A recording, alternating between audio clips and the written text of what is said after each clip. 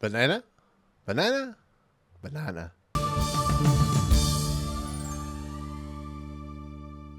What's going on, everyone? Welcome to Movie Emporium's movie review of Minions and Monsters, the newest and latest film from director Pierre Coffin. Okay, ladies and gentlemen, Pierre Coffin is back, of course, in the director's chair. He's bringing the Minions to 1920s Hollywood, and they are in their third spin-off film. Of course, the Minions are a huge franchise, and this movie basically sees them once again trying to find the one person, their kind of big boss, I guess you could say, where they eventually find Gru, and they land in 1920s Hollywood. They become very popular, and in the process, things happen where they basically initiate a monster kind of takeover of the world while trying to create a Monsters and Minions film for the masses in a lot of respects. We are introduced to new minions, of course, Henry James, and Ed, who is actually a deaf minion, which is pretty surprising. But this movie basically sees them conjure this character named Gomi, who's voiced by Trey Parker, who actually was in the third film.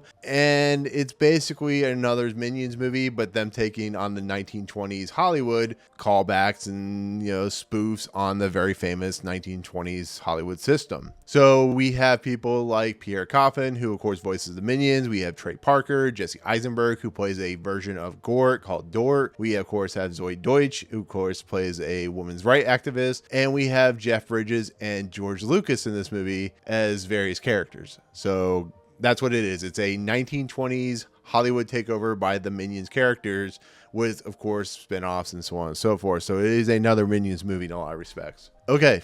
So my feeling on the Minions and Despicable Me has been up and down for years.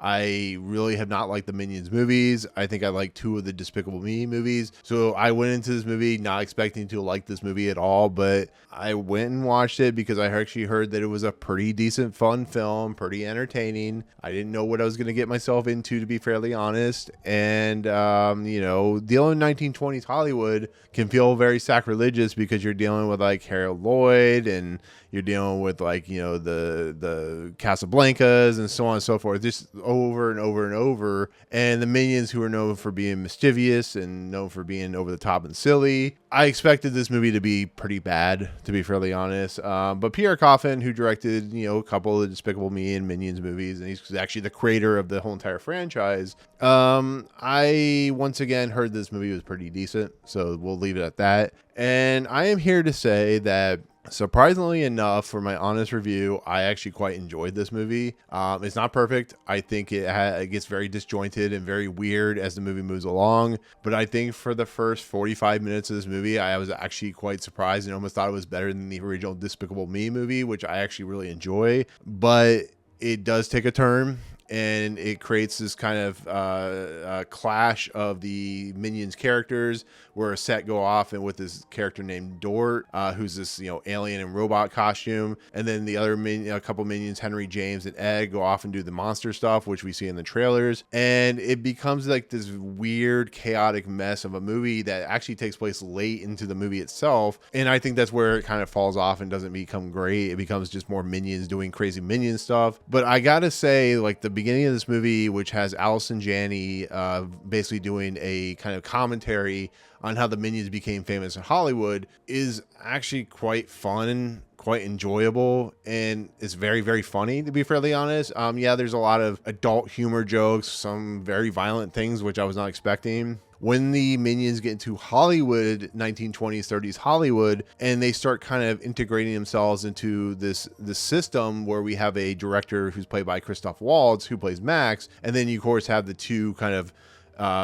high executives who are both voiced by Jeff Bridges. I think that's when the movie actually truly works, and when it actually goes to top tier level kind of fun entertainment. Yes, there are some goofy stuff and people, are being manipulated and things just happen kind of, in the breakthrough. But to be fairly honest, I was like, oh my God, this is actually quite enjoyable. It's when you get to the Gomi stuff, the small little Cthulhu character, and you get into the Dort stuff, and I think it becomes just too many threads in the movie. And I think if you focus maybe just on the Cthulhu character and kind of throw out the Dort stuff, which doesn't really have any purpose or serve really anything interesting, to be fairly honest. Jesse Eisenberg does a decent job, and Zoey Deutch does a pretty decent job, and the minions have fun. But I just think that they could just kind of excise that for maybe like a short or something like that, and just continue with the Cthulhu stuff, because Gomi is actually a fun character, how it kind of spins off. And that's kind of what I thought they were doing. I didn't know they were going to go into like this completely kind of Robert Frost at the end of the fork of the road or whatever. But I do think once again it leans into what the minions are, which is over top, silly, goofy things. They are very funny, they're very entertaining, they have a lot of juice behind them. They do funny things. Watching poor James, who's like the most creative minion you'll ever see, kind of want to become this like filmmaker and stuff like that, is kind of cute. And how Max, the director, kind of bleeds off into him and stuff like that. There's some fun, there's some heartfelt stuff in there, which I really appreciate. And it is surprising, it really is. I think it's kind of nice that they kind of took the Gru stuff and just kind of left it to the side, allowed the minions to kind of have their own story, because Minions and Minions Rise of Gru are very much connected to the Despicable Me franchise. And here we have something that's just kind of a fun story, kind of a fun, kind of off-kilter, off-take story of 1920s Hollywood, with some great Easter eggs and some great moments that, for somebody like myself who loves movies, and for somebody who's into the 1920s comedic scene, or, Play It Again Sam, all that stuff from like Casablanca, which is heavily references in a lot of that respect. I think it does work, and I think it's fun. I think it's entertaining. It just didn't need all these threads, to be fairly honest. It felt like they were trying to pad out the hour and 30-minute runtime that it runs.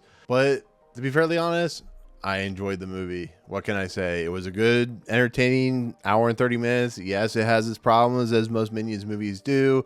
It becomes a little too much. The padding becomes apparent. And what can you say? I mean, it's surprising that I actually enjoyed this movie as much as I did. Maybe it was because my not excitement for it. I don't know, but that's my take on Minions and Monsters. It's definitely good for families. There's some good adult humor, there's some good kid humor, and yeah, there you go. What can I say? So there you go. So anyways, that's my take on Minions and Monsters. I do appreciate you watching. Comments below if you see this movie. What did you think overall? Did you like it? Did you not like it? Let me know in the comments. But otherwise, if you like what you see on this channel, hit the subscribe button to join Movie Emporium. Hit that notification bell. Top to fun's coming next. If you like this video, awesome. Hit that like button. And as always, banana, banana, banana.